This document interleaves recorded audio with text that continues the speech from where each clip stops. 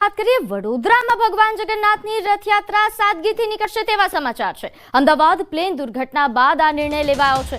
ભજન કીર્તન અને ભંડારા સિવાય કોઈ આયોજન નહીં કરાય। ડીજે નૃત્ય જેવા તમામ આયોજનો બંધ રાખવાનો નિર્ણય લેવામાં આવ્યો છે।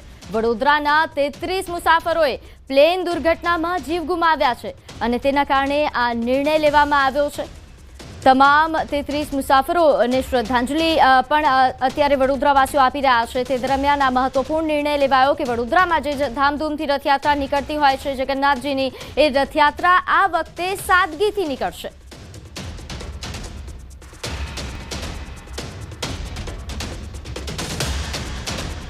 તો ડીજે નૃત્ય જેવા જે તમામ આયોજનો અહીં કરવામાં આવતા હોય છે તમામ આયોજનોને બંધ રાખવામાં આવશે। સાદગીપૂર્ણ આ રથયાત્રા નીકળે તેવા પ્રકારનું આયોજન।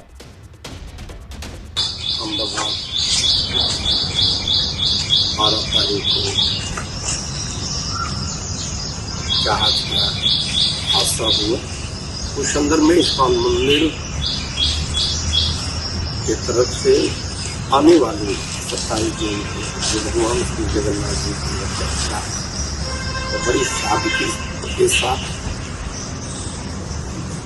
निकलेगी।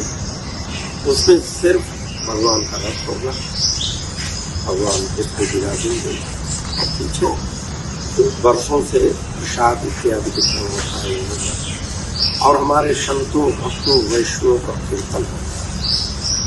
किसी प्रकार का कोई बाजे गाजे इत्यादि और मंदिर में। तो संवाददाता हार्दिक આપણી સાથે ફોન લાઈન પર જોડાઈ ગયા છે। હાર્દિક, વડોદરામાં જે રથયાત્રા નીકળવાની છે તે સાદગીથી નીકળશે, તો હવે કેવું આયોજન? બિલકુલ થી જો વડોદરાની વાત કરીએ તો વડોદરા સંસ્કારી નગરી છે અને દર વર્ષે અષાઢી બીજે અહીંયા ભવ્યથી ભવ્ય રથયાત્રાનું આયોજન કરવાની પરંપરા ચાલે છે। તમે જાણો છો કે અમદાવાદમાં ખૂબ જ ગોઝારી ઘટના બની, દુઃખદ ઘટના બની, ત્યારબાદથી જે વડોદરા ઇસ્કોન ટેમ્પલ છે તેમના દ્વારા એક મહત્વપૂર્ણ નિર્ણય જે છે તે લેવામાં આવ્યો છે। દર વર્ષે જ્યારે રથયાત્રા યોજાતી હોય છે ત્યારે હજારોની સંખ્યામાં ભક્તો એમાં જોડાતા હોય છે અને ખૂબ જ મોટી માત્રામાં ડીજે બેન્ડ બાજા સહિતના જે કાર્યક્રમો છે તેનું આયોજન થતું હોય છે। પરંતુ અમદાવાદની ઘટના બાદથી જ જે વડોદરા ઇસ્કોન છે તેમના દ્વારા જાહેરાત કરવામાં આવી છે કે આ વર્ષે રથયાત્રા તો નીકળશે, પરંપરા જે છે તે નહીં તૂટે, પરંતુ જે તામઝામ હોય છે, જે ધામધૂમથી રથયાત્રા કાઢવામાં આવે છે તે નહીં કાઢવામાં આવે। ભંડારો અને પ્રસાદી જે છે તેનું એક સામાન્ય આયોજન છે તે કરવામાં આવશે। ટૂંકમાં કહીએ તો અમદાવાદની ઘટના બાદ સાદગીપૂર્ણ આયોજન કરવામાં આવશે।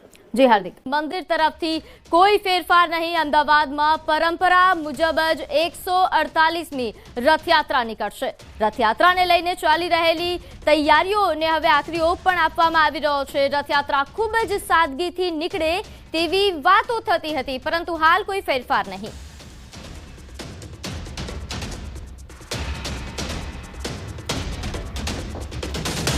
ત્યારે હાલ રથયાત્રાની તૈયારીઓને લઈને વધુ વિગત સાથે આપણી સાથે સંવાદદાતા વિભુ લાઈવ જોડાઈ ગયા છે। વિભુ, કેવી તૈયારીઓ અને હાલ જે ચર્ચાઓ થતી હતી કે કદાચ સાદગીથી રથયાત્રા નીકળે, પરંતુ હાલ કોઈ એવા સમાચાર નથી?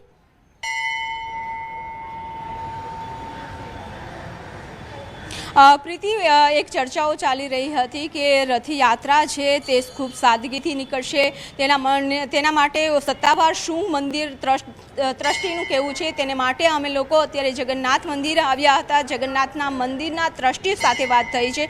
તેઓએ કહ્યું છે કે જ્યારે રથયાત્રા નીકળે છે એ પરંપરાગત રથયાત્રા નીકળવાની છે, એમ જે રથયાત્રામાં કોઈ ફેરફાર છે તે કરવામાં નથી આવ્યા। હાલ તો કોઈ સૂચના છે તે પણ નથી આપવામાં આવી સરકાર તરફથી કે કોઈ બેઠક પણ નથી કરવામાં આવી, પરંતુ અત્યારે આપને મંદિરમાં પણ દ્રશ્યો બતાવવા માંગીશ કે જે અત્યારે ભગવાન જગન્નાથ છે તે મોસાળ છે અને અહીં મંદિરમાં જે તૈયારીઓ છે તે શરૂ કરી દેવામાં આવી છે। રોજે રોજ ચેકિંગ છે તે મંદિરથી લઈ અને રૂટ અને સાથે જ સરસપુર જ્યારે ભગવાન જગન્નાથ છે તે જતા હોય છે ત્યાં આખા રૂટનું ચેકિંગ છે તે કરવામાં આવી રહ્યું છે।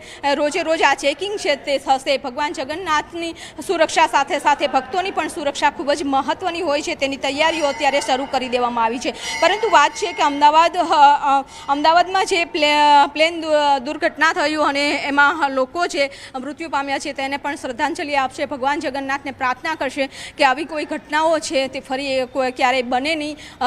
સાથે સાથે જ લોકોને પણ હિંમત છે તે ભગવાન જગન્નાથ આપે. ભગવાન જગન્નાથની રથયાત્રા નીકળતી હોય છે ત્યારે ભગવાન ખુદ છે તે ભક્તોને દર્શન આપવા માટે નીકળતા હોય છે, આશીર્વાદ આપવા માટે નીકળતા હોય છે. અને પરંપરાગત વર્ષોથી કે ભગવાન જ્યારે જગન્નાથ રથયાત્રાએ નીકળે છે તેને સાથે ભક્તો જોડાતા હોય છે, ભજન મંડળીઓ જોડાતી હોય છે અને ભગવાન જગન્નાથને આરાધના કરતા હોય છે. તે જ પરંપરાગત મુજબ આ વર્ષે પણ રથયાત્રા નીકળશે. અત્યારે જે મંદિરના ટ્રસ્ટી સાથેની વાતચીત થઈ છે તેઓએ જણાવ્યું છે કે હાલ તો કોઈ ફેરફાર કરવામાં નથી આવ્યો. જી બિલકુલ, તો જે રીતે આપે જણાવ્યું કે કોઈ ફેરફાર નથી, એટલે જે રીતે હંમેશા ધામધૂમથી રથયાત્રા નીકળતી હોય છે એ પ્રકારે રથયાત્રા નીકળશે. આ વખતે રથયાત્રામાં કેવા પ્રકારની તૈયારીઓ અત્યાર સુધીમાં કરવામાં આવી છે, હવે આગળ કેવા પ્રકારની તૈયારીઓ થઈ રહી છે?